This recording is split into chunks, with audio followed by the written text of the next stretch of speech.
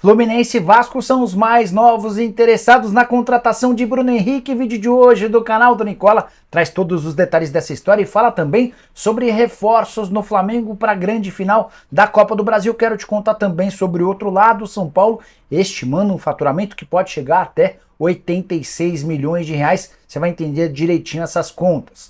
Quero falar também sobre Leila Pereira comprando um estádio ou o direito de utilizar esse estádio.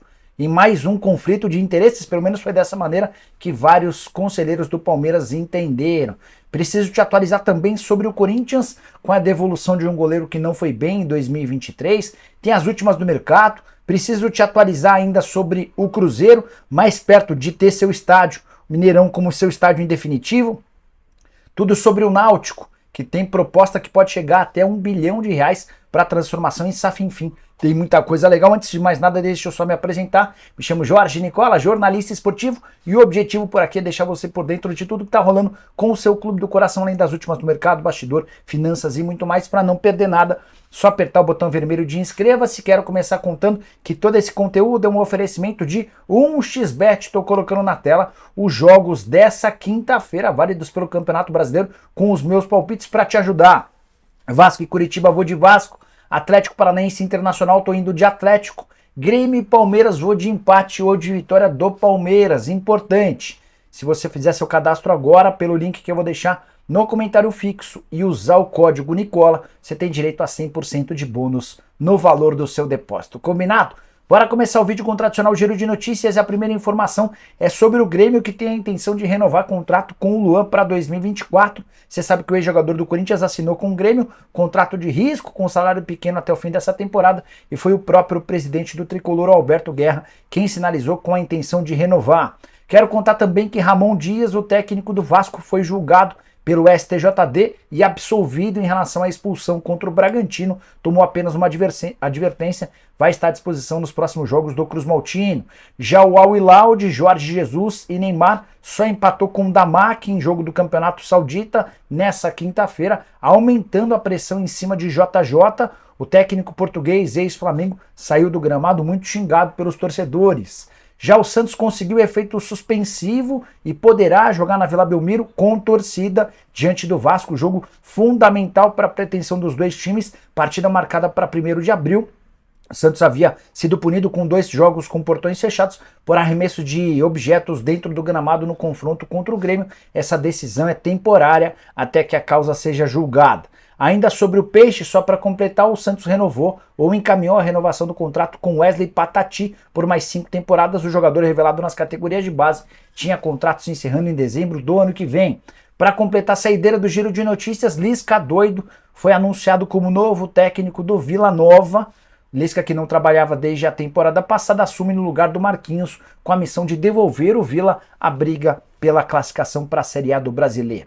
Hora de falar sobre o Cruzeiro, mais perto de ter o estádio do Mineirão como a sua verdadeira casa. Você sabe que Cruzeiro e Minas Arena andaram se estranhando, Cruzeiro chegou a mandar partidas no Independência, cogitou-se inclusive a construção de um outro estádio em Betim para que o Cruzeiro pudesse mandar seus jogos lá. No final das contas, tudo se encaminha para que o Cruzeiro assine um contrato de fidelidade com o Mineirão, válido pelos próximos 3 anos. Essa informação foi revelada pelo Gabriel Lima, que é CEO do clube, em uma entrevista à CNN.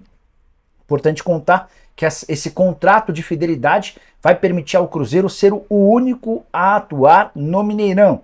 Embora precisamos fazer uma ressalva, o Atlético acaba de inaugurar seu estádio, o América tem uma Independência, então essa, entre aspas, vantagem que o Cruzeiro está recebendo da Minas Arena de ser o único a atuar no estádio não é nem tanto uma vantagem. O que você pensa sobre o Cruzeiro no Mineirão? Você gosta? Não gosta? Usa o espaço para comentário. Estou curioso para saber sua opinião, beleza? Bora falar agora sobre o Náutico, que tem oferta que pode chegar até R$1 bilhão para se transformar em SAF. Informação trazida nessa quinta-feira pelo pessoal do GE dá conta de que o Náutico encaminhou a venda da sua SAF para um grupo de empresários com expertise no futebol e no campo imobiliário. Essa proposta pode chegar a R$980 milhões, que seriam injetados ao longo dos próximos 10 anos em troca de 90% das ações. As negociações estão acontecendo, embora ainda não exista nada definitivo. Por que não dá para cravar que o valor será de R$980 milhões? Porque os aportes financeiros e o investimento será feito de acordo com a divisão que o Náutico estiver disputando. Por exemplo, na próxima temporada, já se sabe que o Náutico vai jogar a Série C. O orçamento, caso o acordo seja concluído, será o dobro em relação a essa temporada. Se o Náutico for para a Série B, já há um mínimo estabelecido como necessidade de investimento. Se o time chega rapidamente à Série A, aí o patamar aumenta. Se o time continua na Série B, o investimento certamente será menor.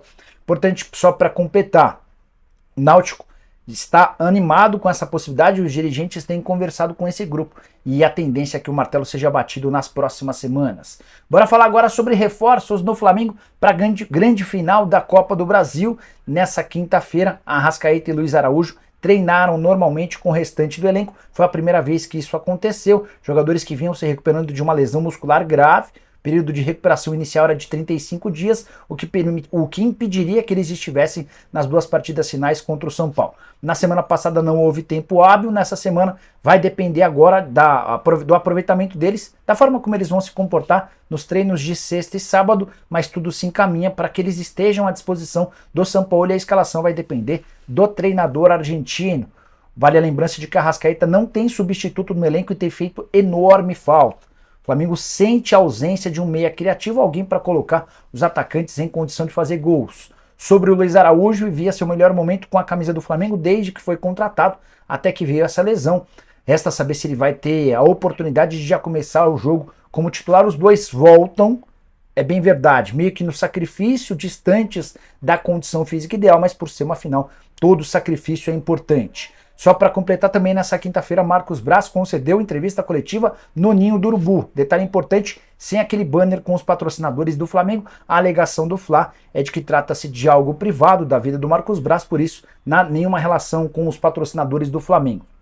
Braz afirmou ser vítima no episódio de agressão dele contra um torcedor do Flamengo. Esse episódio aconteceu na última terça-feira em um shopping no Rio de Janeiro.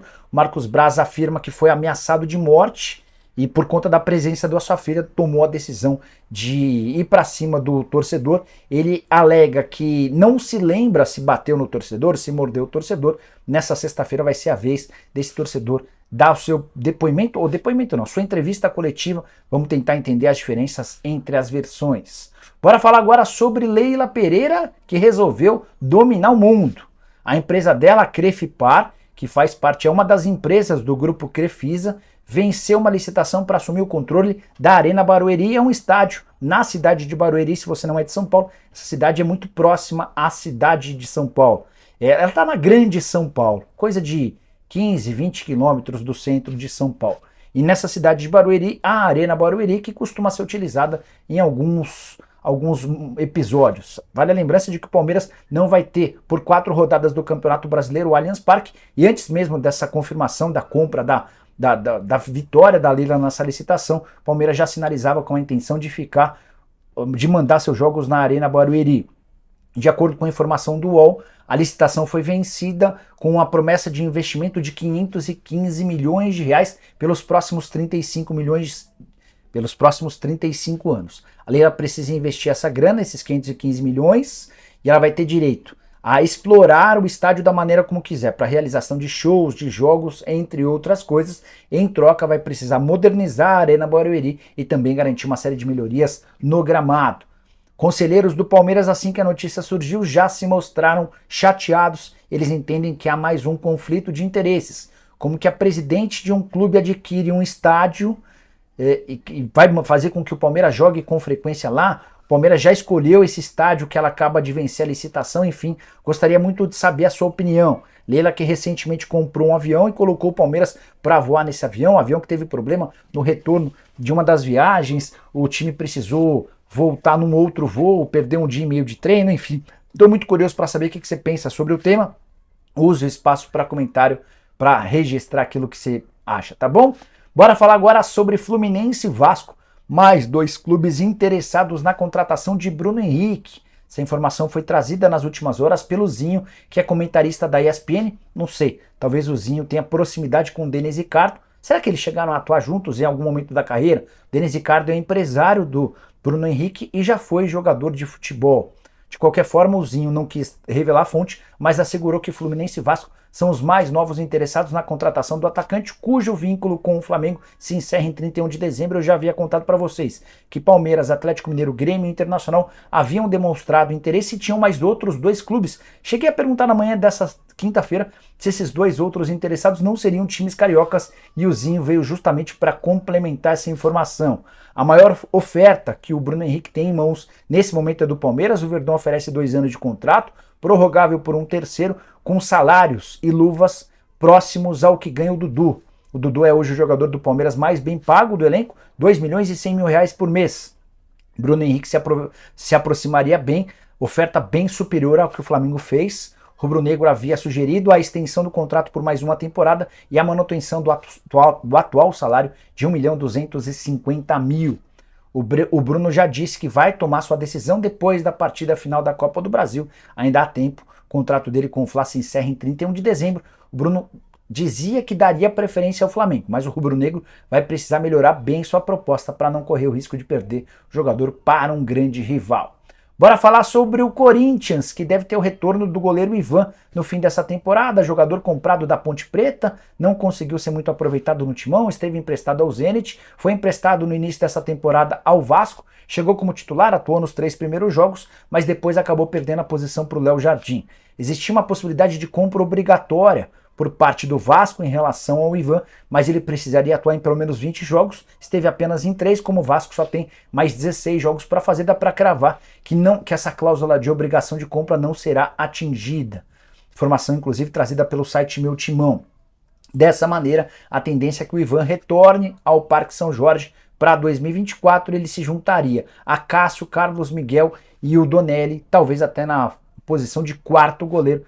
Certamente vai caber ao novo presidente corintiano, seja ele o André Negão ou o Augusto Melo, a missão de buscar um clube interessado no Ivan, que nos tempos de Ponte Preta era avaliado com um enorme potencial, talvez goleiro até para a seleção em Copa do Mundo.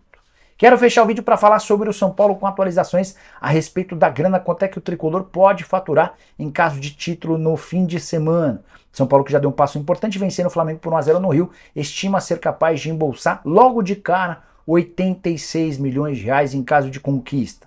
São 70 milhões de prêmio prometido pela CBF ao campeão e mais 16 milhões de bilheteria. Os ingressos estão praticamente todos vendidos, restam apenas entradas de cativas. As cativas são aquelas cujas cadeiras têm dono. E esses donos têm o direito de exercer o valor da compra ou não até horas antes da partida. A expectativa é de um estádio para mais de 60 mil pessoas e com bilheteria de 16 milhões de reais. 86 milhões ajudariam demais o São Paulo de olho em 2024. Permitiria ao tricolor zerar completamente as dívidas com o elenco e resolver uma série de outras pendências que seguem em aberto com outros clubes, com fornecedores e muito mais. Se o São Paulo for campeão e embolsar toda essa grana, talvez nem seja necessário vender 2 atletas no fim da temporada, uma boa venda já seria suficiente. Por outro lado, cheguei a contar para vocês com exclusividade que o tricolor negociava a possibilidade de ter a LG como patrocinadora pontual para essa grande decisão. As negociações aconteceram, mas nessa quinta-feira o martelo foi batido, não houve acordo entre as partes. A LG tinha um valor para pagar, o São Paulo entendia que o valor precisava ser maior e diante desse conflito de valores, dá para cravar que a LG não estará na camisa do tricolor. Empresa que deu muita sorte na década passada, deu muita sorte também na década não, nos anos 2000, né? Em 2021 chegou a ser campeã paulista com o São Paulo, na temporada passada acabou fazendo parte daquela camisa que não venceu a final da Sul-Americana. E você, torcedor São Paulino, qual o seu grau de otimismo para domingo? Usa o espaço para comentário, eu quero saber o que você pensa, beleza? Curtiu o vídeo, deixa like, se inscreve no canal, a gente volta a partir das... logo mais, até que tem jogo hoje, então assim que surgir notícia importante a gente volta. Abraço, tchau!